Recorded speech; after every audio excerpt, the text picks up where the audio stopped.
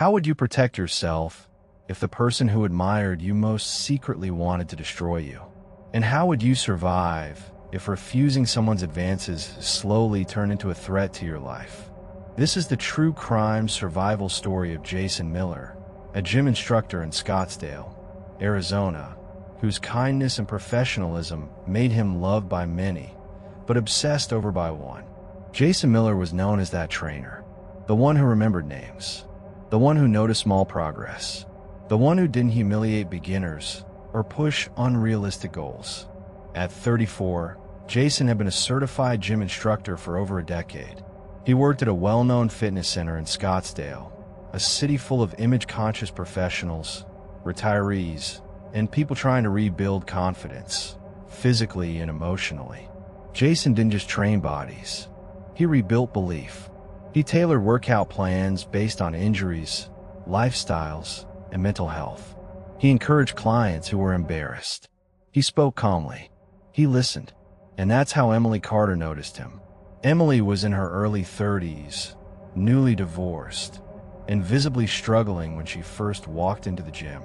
She signed up for personal training after her doctor recommended exercise for stress and anxiety. Jason was assigned to her because of his reputation for patience. At first, everything was normal. Emily followed the program. She asked questions. She thanked Jason often. But slowly something shifted. She lingered after sessions. She sent late-night messages about workouts she could easily Google. She complimented Jason in ways that went beyond fitness. "You make me feel safe," she once said. Jason smiled politely and redirected the conversation. That was his rule. Jason had strict boundaries. No personal relationships with clients. No private meetings outside the gym. No flirtation, even if it felt harmless. When Emily began dressing differently for sessions, tighter clothes, heavier makeup, Jason noticed but said nothing. When she joked about grabbing drinks after workouts, he declined gently. "I like to keep things professional," he told her. She laughed, but her eyes didn't. At this point, do you think Jason was just being admired? Or do you think something darker had already started? Drop your thoughts in the comments. Because Jason believed kindness would be enough. 3 months into training, Emily crossed a line she couldn't uncross. After a late evening session, when the gym had mostly emptied, she stopped Jason near the lockers. "I need to tell you something," she said. Jason sensed it immediately. She confessed her feelings. Intense, emotional, overwhelming. She talked about how he saved her, how she felt connected to him in a way she'd never felt before. Jason stayed calm. He thanked her for trusting him, but made it clear. "I don't feel that way," he said. "And even if I did, this wouldn't be appropriate." Emily's expression changed. Not angry, empty. After that night, Emily didn't quit the gym. She trained harder. She watched Jason more closely. She asked about his schedule, his commute, his favorite equipment. Jason noticed a shift. He documented interactions. He informed his manager discreetly. He adjusted session times to keep them public and monitored. Emily never threatened him. She smiled, and that's what made him uneasy. Jason started noticing strange things at work. Equipment he set up earlier felt different. Weights misaligned, pins loosened.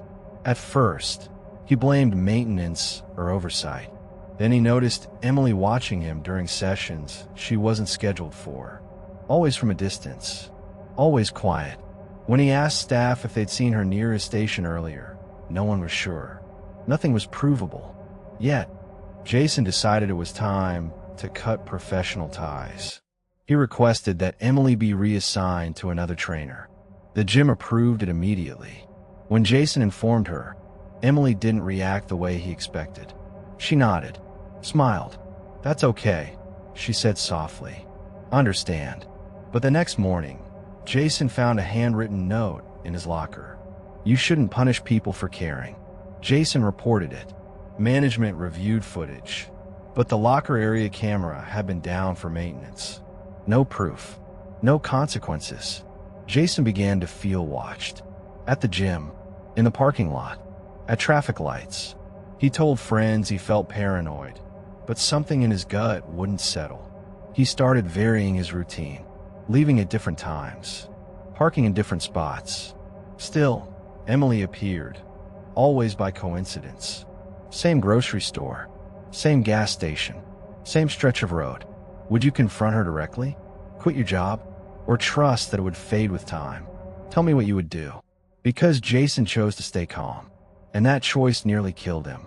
One evening, as Jason locked up his car after a late shift, Emily stood a few spaces away. "I never meant to make you uncomfortable," she said. Jason didn't respond. She stepped closer. "If I can't have you," she continued, almost whispering, "no one should." Jason froze. Before he could react, she smiled again. "Just kidding," she said lightly. "See you around." She walked away. Jason stood there, keys shaking in his hand, realizing something chilling. This wasn't infatuation anymore. It was fixation, and it wasn't over. After that night in the parking lot, Jason Miller stopped telling himself he was imagining things. The tone of Emily Carter's voice, soft, controlled, almost playful, had stripped away any lingering doubt. That wasn't flirtation.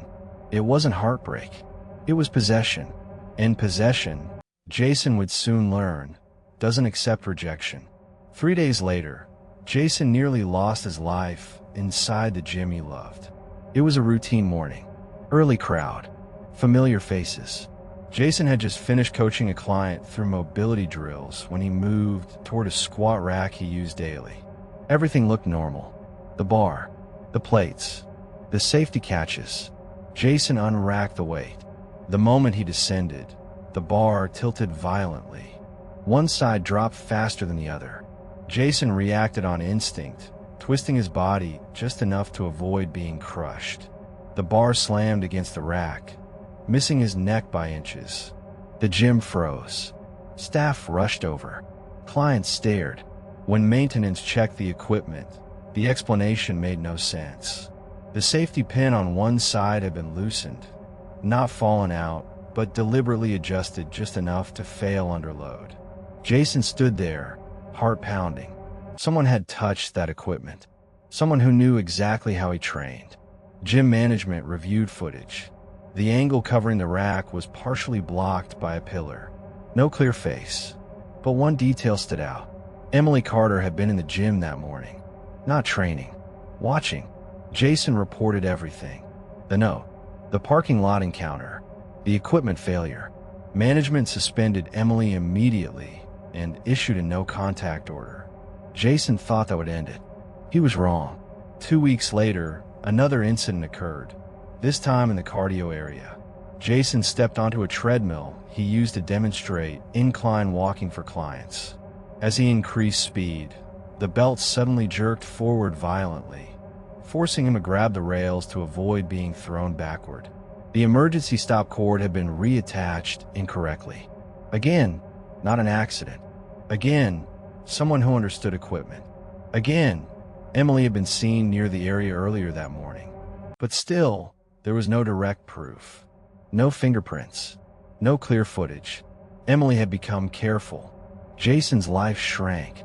He avoided being alone at the gym. He parked closer to the entrance. He altered his schedule. But obsession adapts. Emily began appearing in places Jason never mentioned. A coffee shop near his apartment.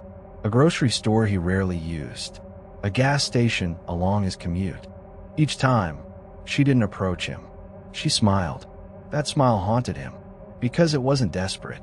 It was patient. What Emily planned next wasn't impulsive.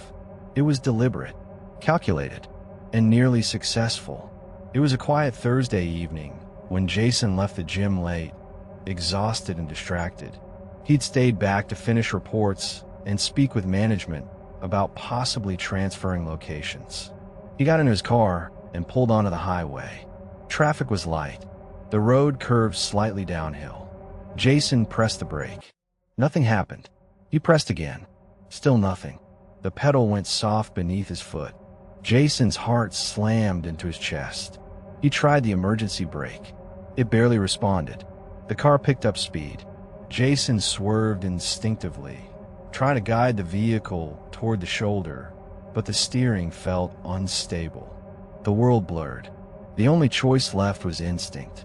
Jason braced himself and jumped. He was thrown violently onto the pavement as the car continued forward, crashing into a barrier seconds later. Everything went black.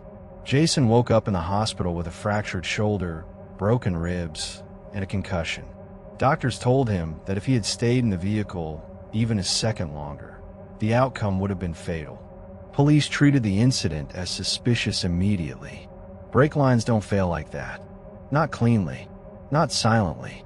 Investigators reviewed traffic cameras, nearby businesses, and the gym's parking lot footage from earlier that day. That's when they found it. Emily Carter. CCTV showed her crouched beside Jason's car hours before the crash. Her movements calm, precise, unhurried. She wasn't panicking. She wasn't rushing. She knew what she was doing, and she knew when to leave. Police arrested Emily at her apartment that same night. She didn't resist.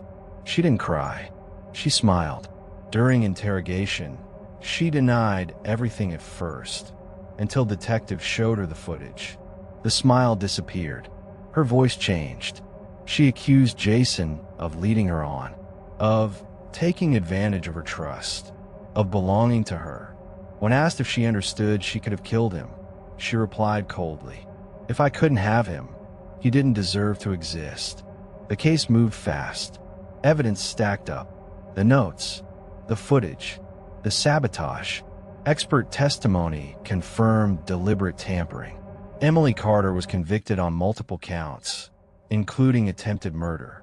She was sentenced to a lengthy prison term. Jason testified once. That was enough. Jason survived, but survival changed him. He left the gym industry permanently. He struggled with anxiety, nightmares, and a constant feeling of being watched. Loud noises startled him. Sudden movements triggered panic. But he rebuilt, slowly, on his own terms. He speaks now, quietly, about boundaries, about obsession, about how kindness should never be mistaken for consent. This wasn't a story about love. It was about control, and how obsession, when ignored, doesn't fade. It escalates. If you want more true crime survival stories that expose the terrifying line between admiration and danger, subscribe to this channel. More stories are coming.